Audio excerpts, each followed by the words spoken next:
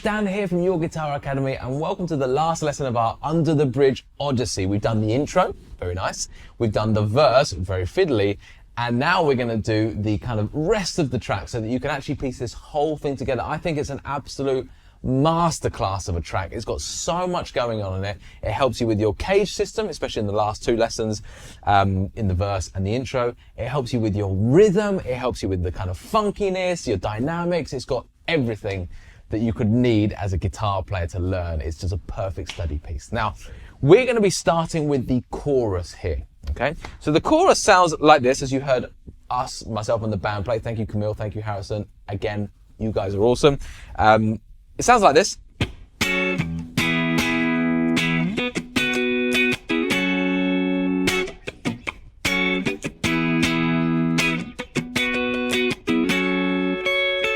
And we repeat that a few times around, okay? So what's going on there? Essentially, there's three chords at play here. An F sharp minor, to an E major, then a B major, and then an F sharp minor.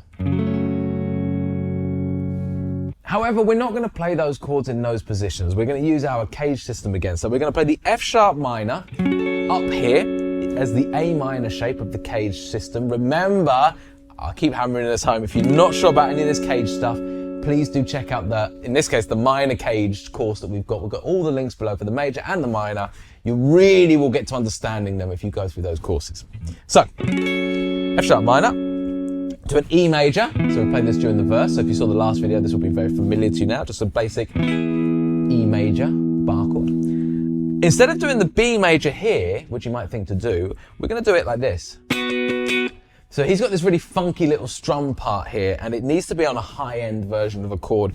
So what I think he's playing, and there's debate obviously, but for me, it's basically a power chord. It's the root, the fifth, and the root again. And you know, this is a D-shape cage chord. I just don't necessarily hear the major third on top, so I'm choosing not to play that bit, but you can if you like.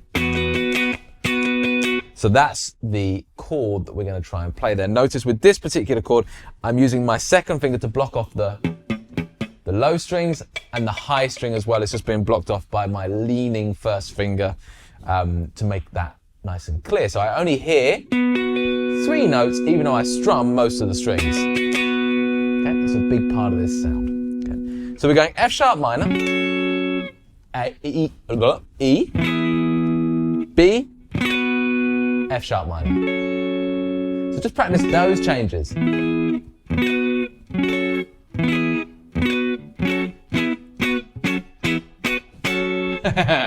Now, in terms of timing wise, okay, the important thing here is we're coming in on the off beat, okay? So it's like 1, 2, okay? Or if I'm counting 16th notes, which I typically am, 1 E and a 2 E and a 3 E and a 4 E and a 1 E and a 2 E and a 3 E and a 4 E and a 1 E and. Okay, so that push on the offbeat, 1 E and. That's when I hit the first chord. So acoustically, you'll hear me go on the 1 to signify I have missed the 1 deliberately. And then like that. So 1, okay, 1 E and a 2 E and. 1 E and a 2 E and. I'm gonna hit that one twice. 1 E and a 2 E and a 3, 4. So one more time. 1 E and a 2 E and a 3, 4.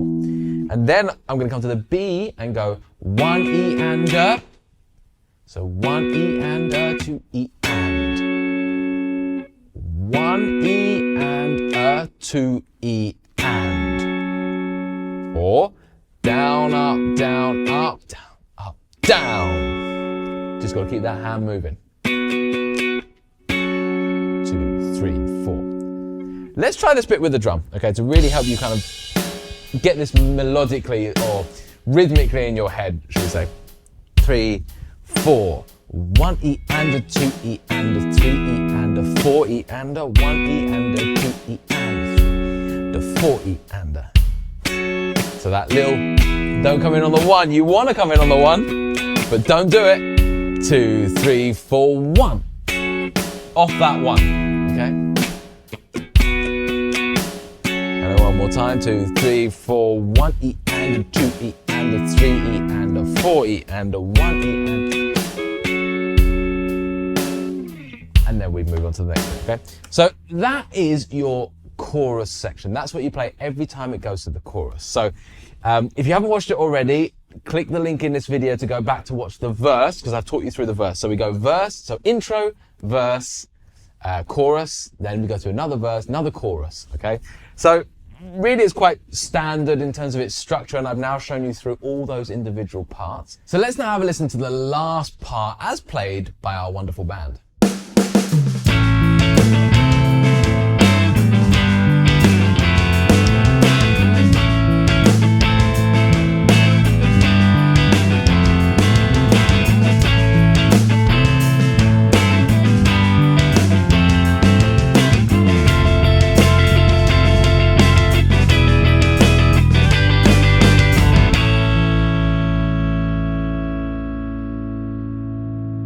Okay, so this part here is a massive breakdown at the end of the song, and we're going to start with the A major chord, then A minor. Okay, little thing here, again, if you want to stay true to the Frusciante style, then have the thumb over the top of both of those chords, A major, A minor, okay? But you don't have to do it like that. Like I said in a previous video, there's no right way here. That's how he does it. You might prefer just to do the bar chords. There might be another way entirely that you want to play those fundamental A major to A minor chords. You could do it here. A major, A minor. There's options all over the neck, okay? There's no one right way. I'm just going to show you a couple of options for you, all right? So I do it like this. So A major. What I love here is getting that open E string at the top for the A major. Then for the A minor, just go to a normal A minor chord. For the G major, one of two options. We either play the G major with the open E string at the top. You can also do a G major with the open B and E string at the top, so get rid of that first finger as well. I think he dots around between the two of these. We're not going to go into great detail with all the intricacies of it. Just kind of play around with both of those. They both sound slightly different, both very cool. Same with the F major. We can either do just F major 7, so open E string. You can even get rid of that first finger. Gives you a really interesting sounding chord, right? So you get this: 1, 2, 3, 4, 1, 2, 3, 4. 1, 2, 3, 4, 1, 2, 3, 4. Okay? Or with 16th note counting, 1 E and a 2 E and a 1, 4 E and a 1 E and a 2 E and. So it retains this kind of push thing. 1 E and a 2 E and. That's all the way through this song. That never really changes that push. That's part of this sound. So same thing. 1 E and a 2 E and a 1 E and a 2 E and. So that's how we change those chords, right? So we just loop that around a couple of times. Rhythmically, you can go to town, okay? Really, there's no specific pattern here. I do something like this.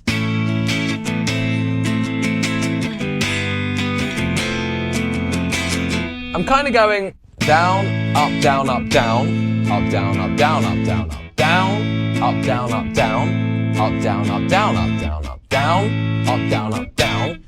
To accent that push, down, up, down, up, down, up, down, up, down, up, down. It's quite strummy. It's almost indie-like at this point, so we've got lots and lots of strums happening there.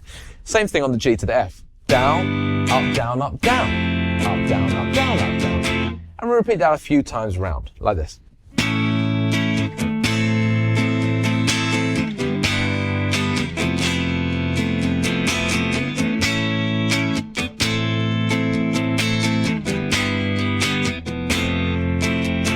One more time.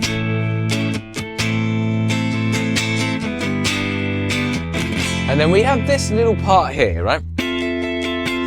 Which, again, I like playing it like this, okay? There's a couple of ways I think you could play this. Depends on kind of how you're doing it. Are you doing it in a 3-piece band? Is it more like a 4-piece? Like, what are you playing it as?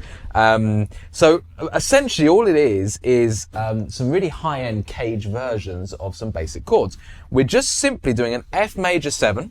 So it's kind of like going to the, if I just did it in low chords, it'd be like this. F, F, F, F, E, E, G, G, like that. right? But I'm doing it nice high-end versions here. So F major 7, okay? Really nice way to play an F major 7 here, okay? You've got 5th, root, 3rd, and then 7th on top. And we're just going to strum that. Down, up, down, up, down, up, down, up, down, up, down, up, down, up, down, up. Then I like to move it back to an E dominant 7. This is a cage version, cage shape for the E dominant 7th chord. We kind of have a lot of detail about these particular chords in our Blues Essentials courses. So, major 7, dominant 7. Again, down, up, down, up, down, up, down, up. And then we move up to, and this is debatable in my mind, a G major 7, or you can just do a G major. So you can either hit the 7th on top, or just, go up to the root instead. But either way, this first finger's flat. Okay? Whichever one you prefer the sound of fundamentally. Okay? I think Frusciante does that. Okay? But, I've seen it a few times live. It's a little bit different each time. So, whatever you like the sound of there, don't dig too deep into the details there. It's just a few cool ideas. Basically, high-end versions of a F, an E, and a G. Okay? So that part sounds like this all together.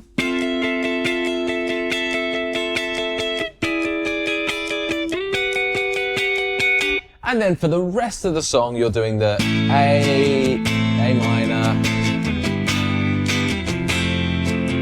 all the way to the end, okay? So I'm just gonna put that whole part on with the drum beat for us, okay? 60 BPM, so it's nice and steady.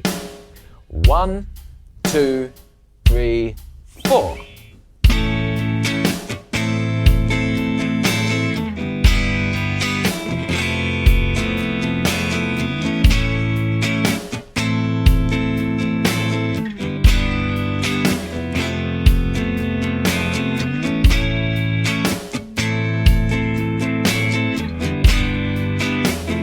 Then,